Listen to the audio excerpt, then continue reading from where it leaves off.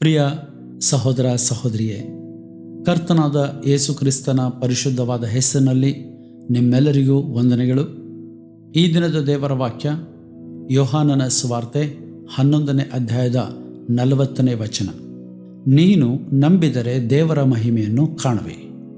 ನಾವು ಕರ್ತನ ಮಹಿಮೆ, ದೇವರ ಪ್ರಭಾವ, ದೇವರ ಶಕ್ತಿ ಸಾಮರ್ಥ್ಯಗಳು, ದೇವರ ಮಹಿಮಾದ್ಭುತ ದರ್ಶನ ಹೊಂದಬೇಕಾ, ಪಡ್ಕೊಳ್ಬೇಕಾ, ಅನುಭವಿಸಬೇಕಾ?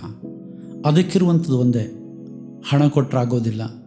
ನಮ್ಮ ಧರ್ಮ ಕಾರ್ಯಗಳಿಂದ, ಪುಣ್ಯ ಕಾರ್ಯಗಳಿಂದ ಸಾಧ್ಯ ಇಲ್ಲ.